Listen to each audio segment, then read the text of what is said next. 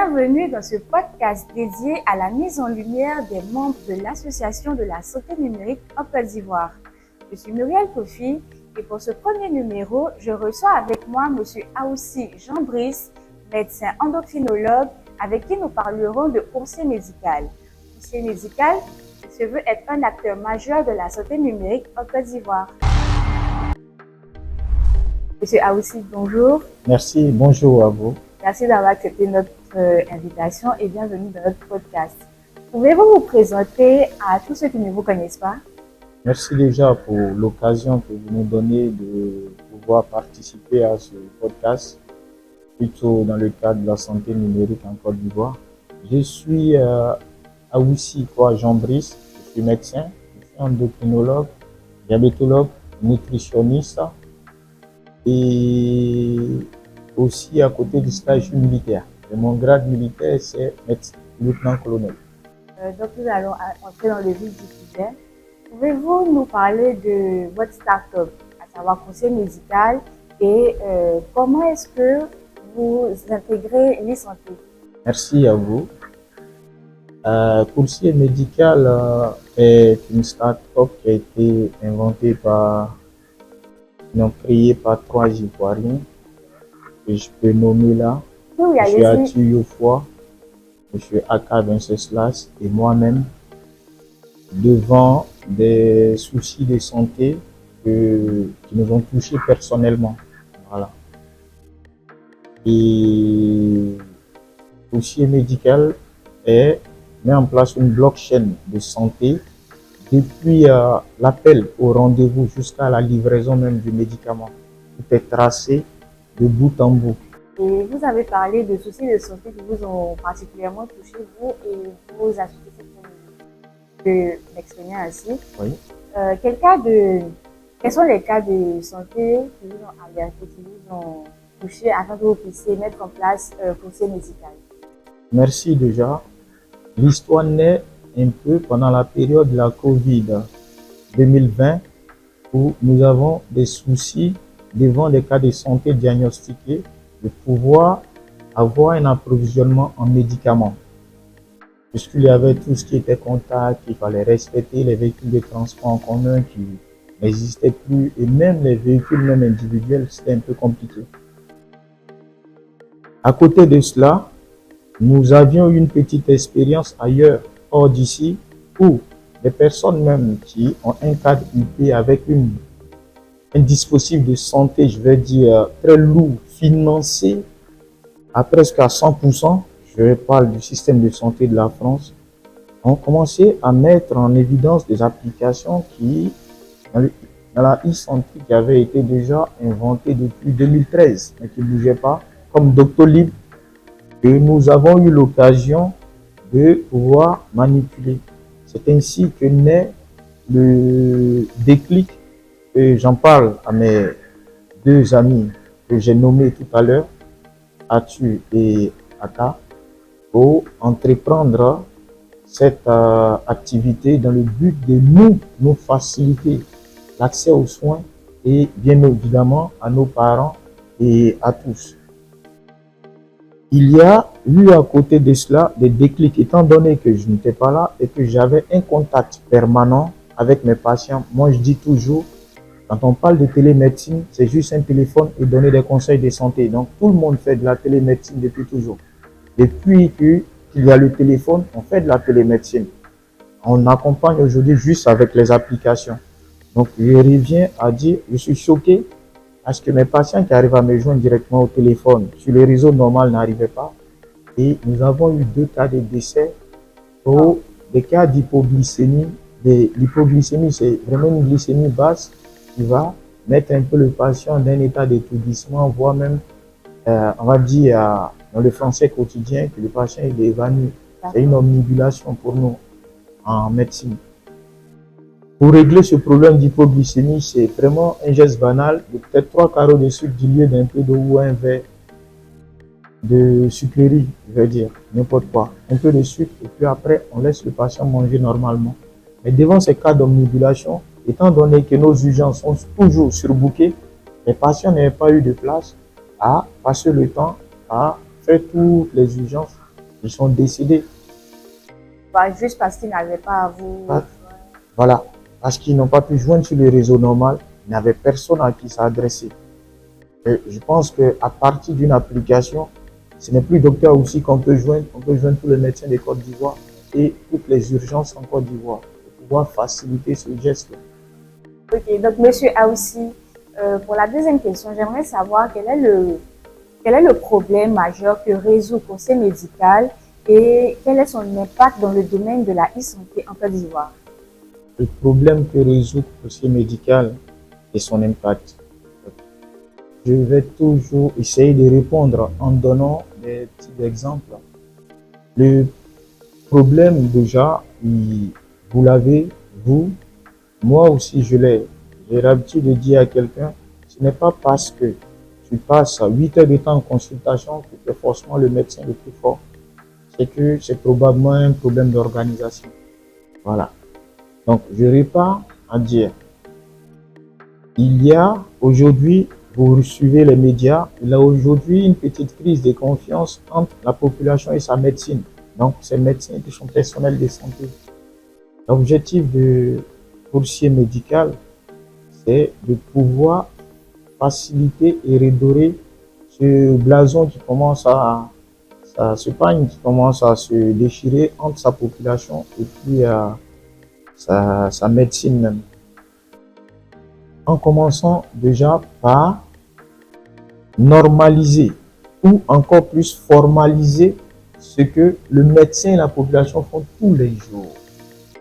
Vous avez déjà, dans votre expérience, appelé déjà un médecin pour demander c'est qui vous pouvez me conseiller pour telle chose. C'est de la télémédecine. Mais ça, c'est pas tracé.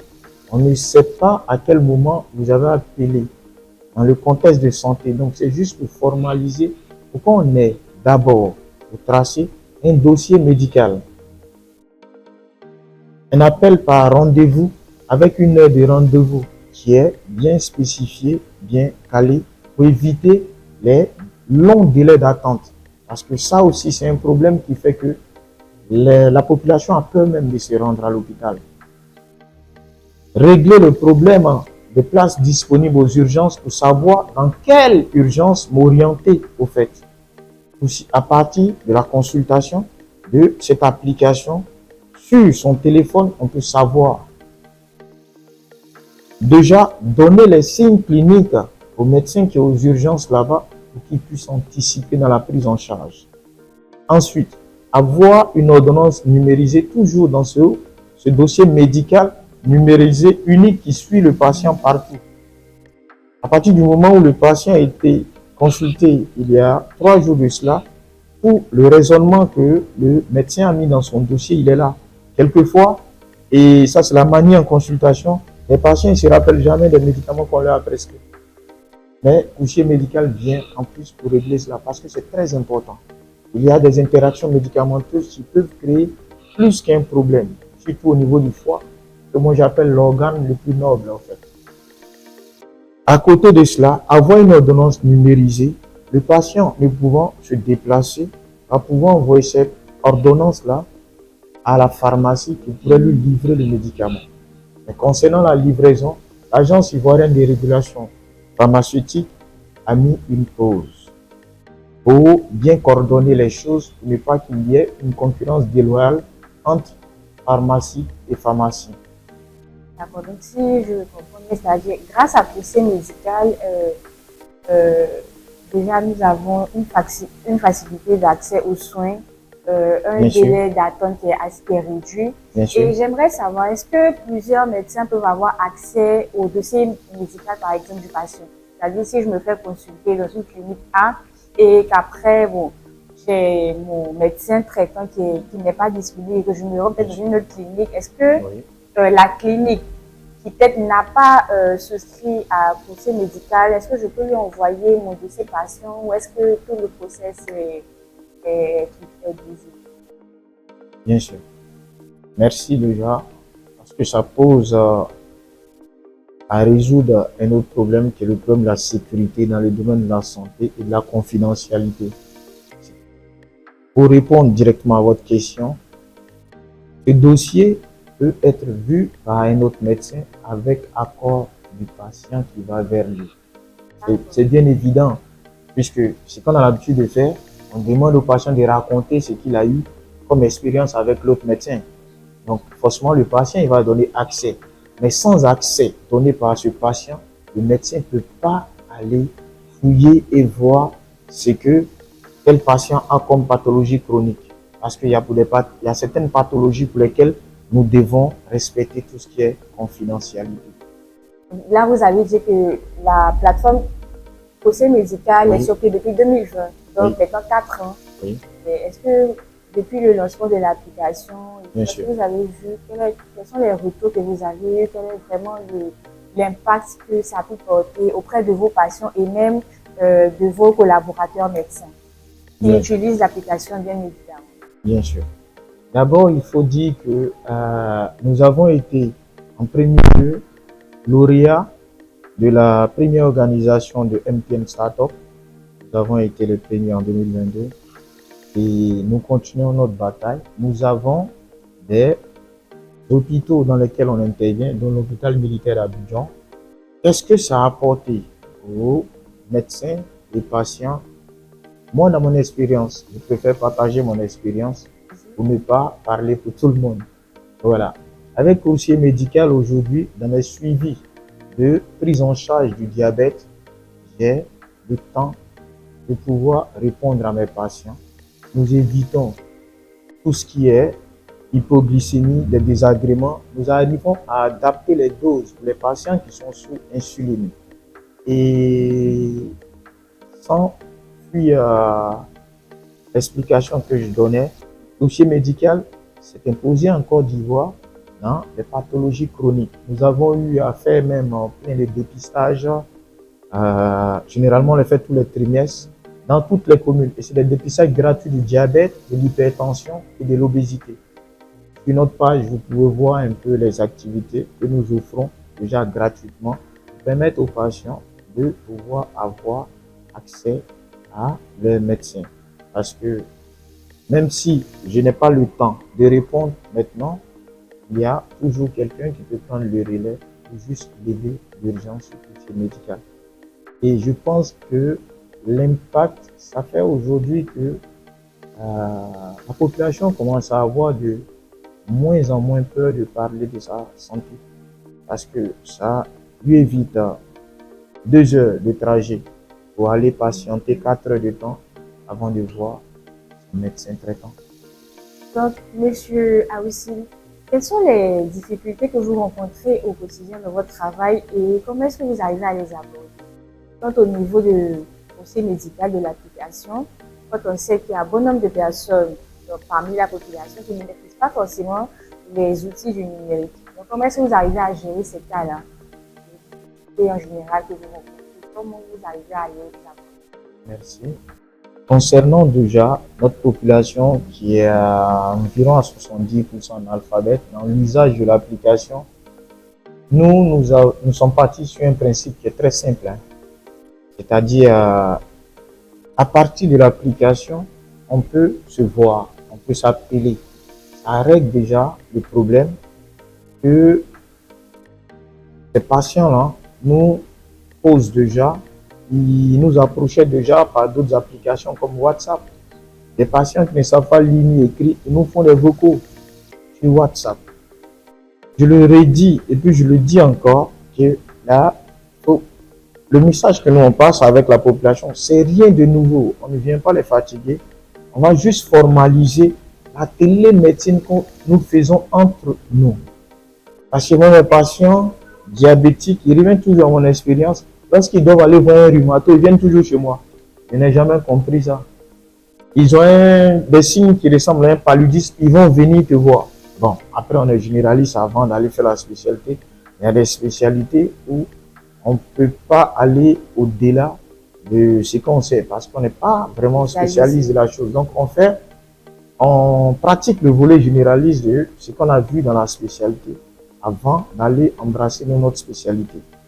Voilà un peu pour la population. Et il nous félicite toujours pour ça concernant la population. Et quand on parle de population, nous ne sommes pas dans un environnement où les gens sont individualistes ou vivent seuls. Généralement, ces personnes qui savent ils sont d'un certain âge, ils ont toujours un petit-fils, ils ont toujours un neveu qui est à côté, qui connaît les outils informatiques. Et comme je le disais là, c'est tellement simplifié que c'est comme si on utilisait WhatsApp.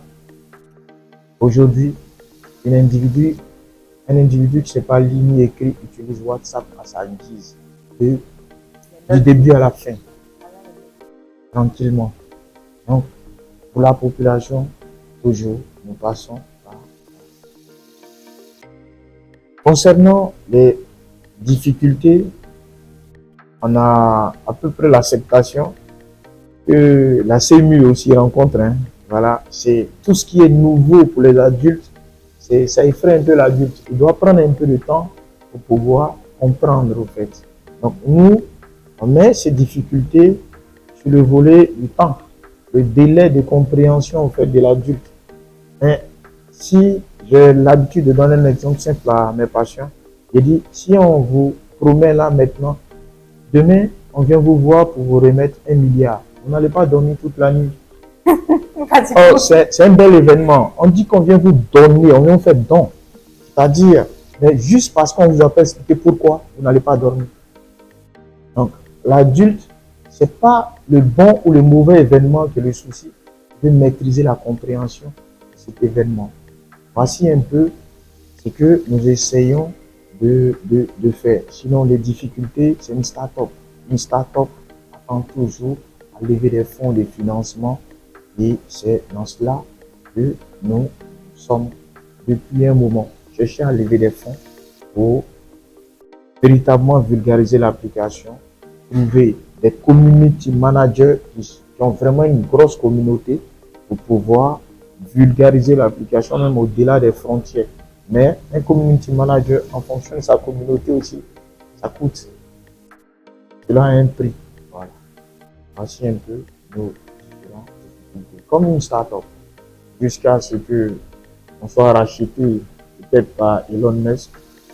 Tu de rire avec. Merci.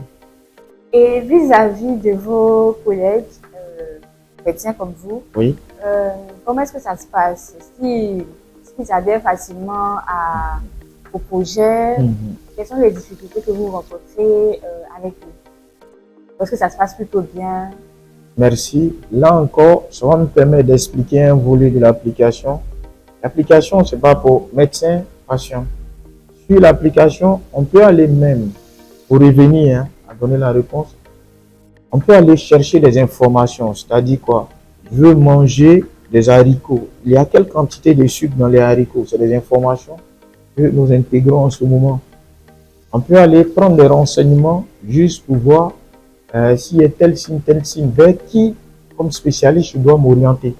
Il y a tout ça sur l'application. Il y a un volet d'information.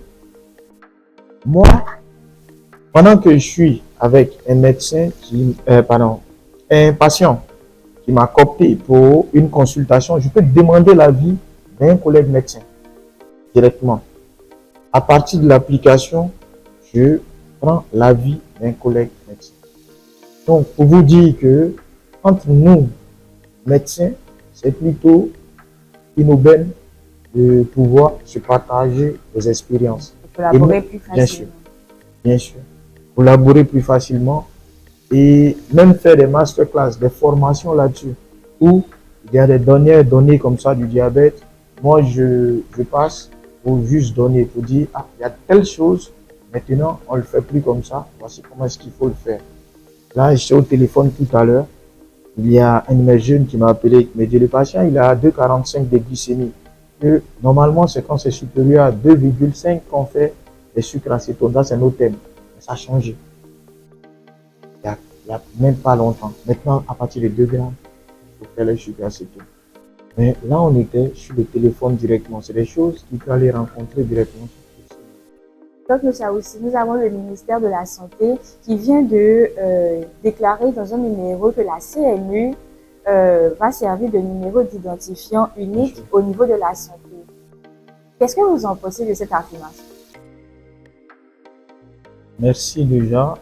Je profite au passage déjà pour dire merci à ce grand monsieur, le ministre, son Excellence Pierre Demba, qui fait beaucoup pour la santé numérique déjà, qui a même installé, je peux dire, la santé numérique Côte d'Ivoire. Donc, au passage, nous lui disons déjà merci, nous qui sommes un peu les devanciers en matière de santé numérique. Ce numéro de sécurité unique en santé vient un peu, pour ma part, confirmer ce que nous voulons faire. Je parlais tantôt de confidentialité dans nos dossiers. Je parlais de sécurité en matière d'information de santé. Vous allez voir un peu partout que même une application de santé n'a pas les mêmes serveurs qu'une application quelconque. Parce que là, on parle de... C'est vraiment délicat. Donc, quand nous, on voit une affirmation et ce travail qui est fait derrière, on se dit, c'est que nous sommes accompagnés encore plus au fait. Parce que une application dans le domaine de la santé, le premier objectif, c'est de sécuriser les informations de ce patient. Et quand on nous a parlé de cela concernant la CMU, nous nous sommes dit que ça va faciliter les choses. En matière de codage, il va s'agir de pouvoir mettre les comptes des patients, les embriguer, et puis le patient il est tranquille partout, il va à partir du moment où il a son téléphone, il est connecté à Internet, il a tout son dossier avec lui. Donc cela vient renforcer nos activités, je peux dire même toutes les activités de la santé numérique au Bénin. Et quel message est-ce que vous pouvez faire passer à la population ivoirienne? Parce qu'on va dire que bon nombre de personnes n'ont pas de carte CNI. Donc, quel message pouvez-vous leur faire passer et quels sont les avantages d'avoir une carte CNI pour ceux qui sont encore réfractaires à ça? Merci pour l'occasion. Nous en parlons déjà lors de nos dépistages, puisque avant même de pouvoir dépister, nous les entretenons. Donc, nous donnons des informations de santé concernant le diabète, la nutrition. Qu'est-ce qui se passe? C'est qu'on a beaucoup d'accidents cardiovasculaires. On parle des AVC par ici. Même un enfant de 5 ans sait ce que c'est qu'un AVC. Nous, on ne le savait pas quand on avait 5 ans. On ne savait pas ce que ça pouvait être. Mais c'est pour dire qu'on a tellement de soucis de santé aujourd'hui qu'on ne voyait pas avant. Et il faut toujours sensibiliser avant de dépister. Donc, avant de dépister, on sensibilise sur le fait d'avoir sa carte CMU. La CMU, c'est un projet que je ne sais comment qualifier, mais qui vient pour aider la population. C'est pas quelque chose de nouveau sur Terre, au fait. Les gens le font ailleurs et ça marche très bien. C'est vraiment le message que nous donnons à notre population avant même nos dépistages, dans le cadre de la sensibilisation. Ce que je dirais peut-être, c'est peut-être la publicité et puis la manière de faire passer le message. Parce que même fois, la population a fait un retour comme si on les obligeait. Comme si on les obligeait à avoir une carte, forcément quelque chose à payer. Mais parce qu'ils ne voient pas le bien fondé derrière. Je pense que c'est la sensibilisation, toujours sensibilisation qui va faire changer les choses. À ce stade, quels sont vos besoins les plus concrets pour pouvoir vulgariser votre solution dans l'environnement de la santé en Côte d'Ivoire? Déjà, qu'est-ce que vous avez déjà mis en place et de quoi avez-vous besoin dans l'urgence? Merci déjà pour cette très belle question. Et vraiment, la question que toute start-up attend dans l'interview, je pense. Aujourd'hui, nous allons vers la communauté pour faire des sensibilisations et des dépistages au nom de coursiers médicaux gratuitement. Nous éduquons les populations. Nous avons des partenaires en matière d'hôpitaux où nous essayons d'expliquer ces applications, selon l'application aux patients qui sont en attente. Et véritablement, Ce jour, il nous faut vraiment un bon marketing pour faire connaître l'application et qui passe surtout par des levées de fonds. C'est une start-up, c'est quelque chose qui demande beaucoup de moyens. Déjà, faire une application, c'est déjà beaucoup de sous. C'est pas des petits moyens qu'il faut. Donc là, nous avons besoin de soutien financier, des levées de fonds. Bien sûr, Cadrier nous demandons encore au ministère de tutelle, de pouvoir, ils en fait déjà beaucoup, de pouvoir continuer, faire l'effort d'aller au-delà de ce qu'ils font déjà, nous soutenir toute la santé numérique en Côte d'Ivoire. Cela va vraiment nous aider à améliorer l'environnement, surtout en régularisant, en formalisant les dossiers, on a tous les sens. Ça, c'est le lieu de lancer un appel, on va dire, à tous les professionnels de la santé, au ministère de la Santé, à toutes les personnes qui souhaiteraient investir dans le domaine de la santé, et également tous les professionnels du marketing de la communication digitale, de soutenir l'action conseil médical, parce que la santé, c'est un domaine qui touche tout le monde, nous sommes tous concernés par ce sujet-là. Donc, apporter votre pierre à l'édifice, ça sera plus que bénéfique pour ce secteur qui est, on va dire, en plein essor. Donc, toute personne désireuse de collaborer ou de participer à cette œuvre, nous allons laisser les contacts de M. Aoussi juste après ce podcast. Donc, M. Aoussi, j'aimerais savoir comment est-ce que vous voyez l'avenir de la santé numérique en Côte d'Ivoire et surtout en Afrique de l'Ouest. Au cours de ces dernières années, quelles sont les évolutions que vous avez pu constater et avec l'arrivée de conseils médicaux également, les évolutions constatées, on va dire, ça se projette sur une moyenne de 5 à 10 ans. Comment est-ce que vous voyez ce secteur-là de santé numérique en Côte d'Ivoire et particulièrement en Afrique de l'Ouest? Il y a des avancées ou est-ce qu'on stagne encore ou... Merci à vous. Cette question est bienvenue. Je vais d'abord faire un peu l'histoire d'ailleurs avant de revenir ici.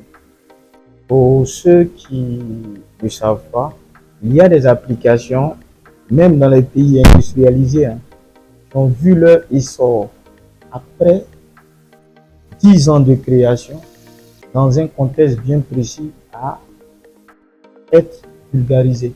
C'est-à-dire, c'est des applications, le monsieur il a fait, mais c'était compliqué pour que les gens l'utilisent. Pendant la Covid, Doctolib qui a été inventé depuis les années 2012, préfère surface et règle des problèmes de santé. C'est pour vous dire que en revenant ici, les choses évoluent très bien déjà.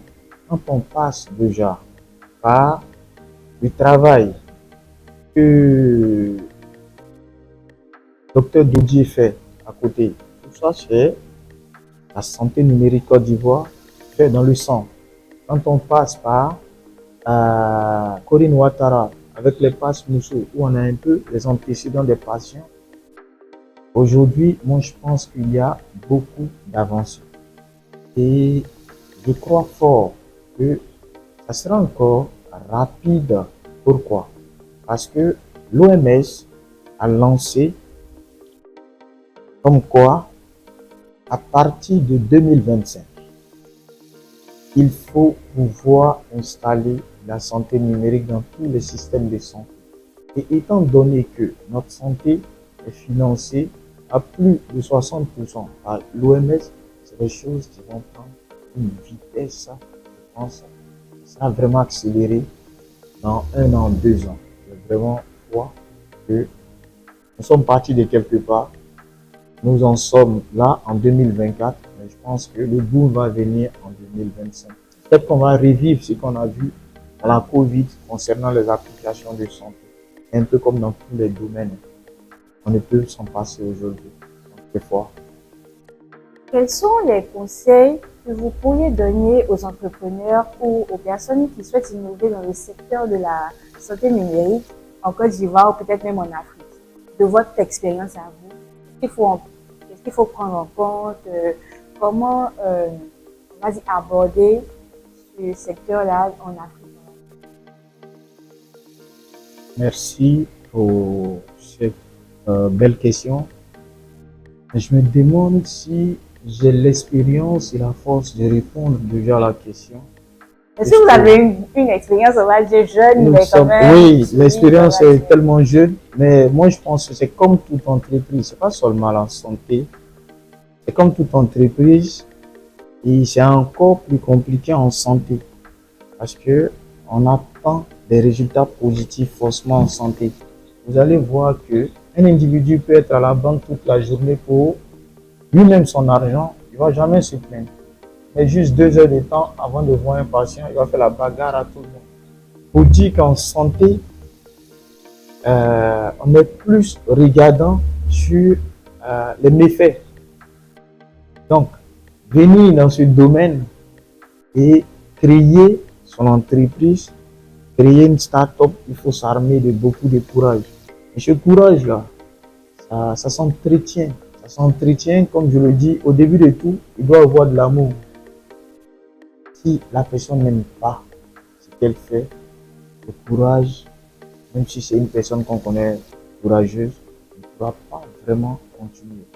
Mon conseil, il est très simple. Il faut pouvoir vous mettre dans ce que vous aimez. Tout commence par l'amour, tout finit par l'amour. Si la personne n'aime pas, en trébuchant, la personne pourrait abandonner. Parce que c'est, je vous l'ai dit au départ, en santé, encore plus compliqué. Je ne connais pas les autres domaines, mais c'est dû à ma petite expérience en médecine. J'ai l'habitude de dire à mes patients que vous ne grognez même pas quand on vous fait attendre 6 heures de temps à la banque. Mais moi, je vous fais attendre 30 minutes, vous voulez me frapper.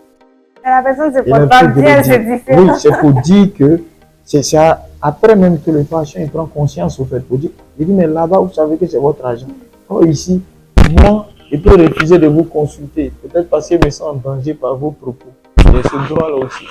Mais c'est hors entendement au fait en santé.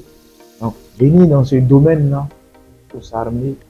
Je n'ai même pas dit de courage, d'amour. Si on n'aime pas, ça sera compliqué. Il faut vivre sa chose, quoi. Il faut que ça coule dans ses veines, sinon c'est compliqué. Et il faut en premier lieu régler vous-même votre problème. Je disais à quelqu'un que je ne suis pas très courageux. Donc, et comme j'aime les bonnes choses, j'aime bien les faire, je crée l'application pour pouvoir régler le problème de mes patients sans autant me fatiguer.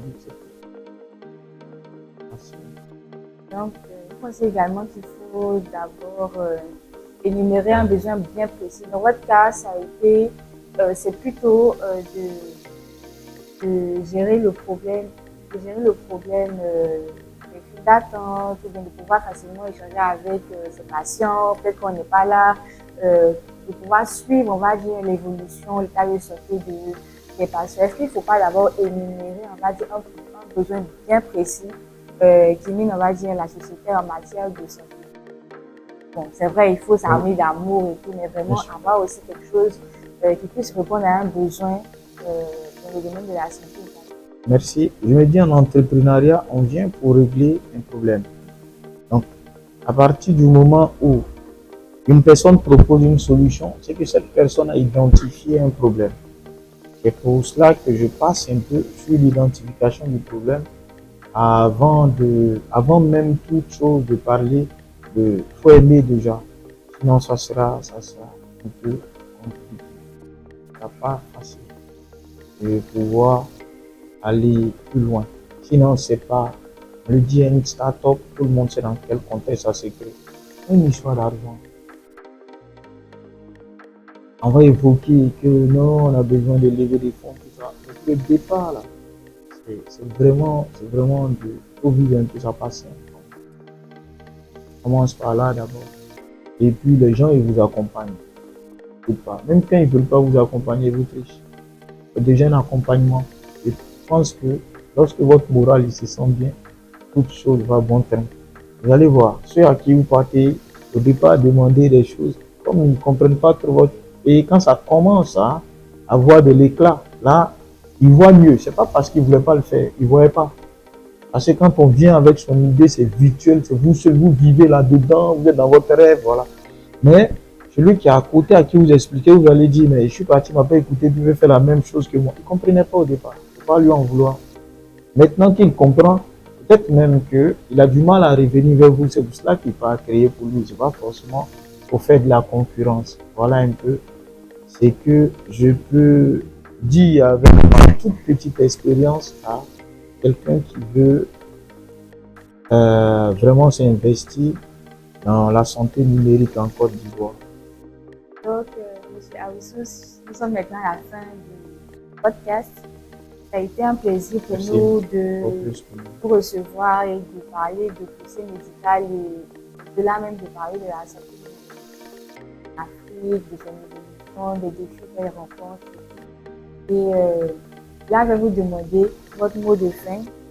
Et d'abord, merci pour l'occasion d'être venu. Et là, je vais demander votre mot de fin. Également, si on veut vous joindre, que ce soit des investisseurs, des hôpitaux, même des particuliers et tout, comment faire pour vous joindre? Merci à vous, Léa Koufi, et vraiment à toute l'équipe pour cette interview, le podcast. Je dirais merci d'abord au président, sinon à la présidente de Santé Numérique à Côte d'Ivoire, on va faire par voie hiérarchique, avec son vice-président Dr Dodier et à notre ministre de tutelle, Pierre Demba, qui œuvre beaucoup dans la santé numérique. Comme mot de fin, je dirais que nous passons du temps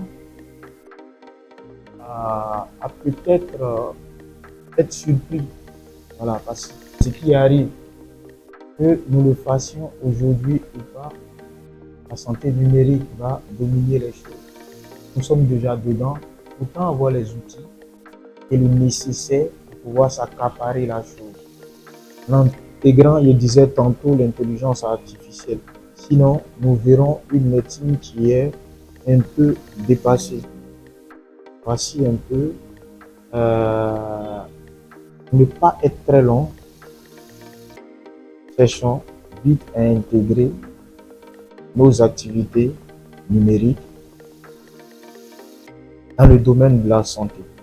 Je vais vous faire une anecdote, c'est-à-dire, il n'y a aucun domaine au monde et partout sur la Terre, où il est aussi difficile d'apporter du changement que la santé. Quel que soit le pays où vous vous trouvez au monde. C'est un domaine qui a été toujours vu comme, c'est conservateur au fait. Vous allez voir que ça va vite dans d'autres domaines, mais dans la santé, ça va aller lentement. Ça existe même dans les pays développés. C'est lorsqu'il y a un problème qu'on fait appel à la santé numérique. On l'a bien vu il y a 4 ans de cela, lors de la Covid. Certains pays, en Allemagne, en France, on l'a bien vu. Voilà. Il n'y a que en santé. Et on agit toujours, je veux dire, malgré les mesures que nos différents États mettent en place, on agit toujours en urgence. Et nous, en attendant cette urgence, parce que ça va forcément venir, nous mettons les moyens déjà pour pouvoir être dans le bain, si je peux m'exprimer ici, pour accompagner nous-mêmes professionnels de santé et toute la population, le système de santé. Et vous pouvez nous joindre déjà sur les numéros que vous allez voir en bas de la page. Il y a là notre page Facebook, il y a le site internet de Médica. Nous sommes à la fin de ce podcast et merci à tous de nous avoir suivis. Nous nous retrouvons très prochainement pour une autre série de podcasts avec d'autres professionnels de la santé et pourquoi pas Monsieur Awissous sur un autre sujet. Portez-vous bien et à bientôt.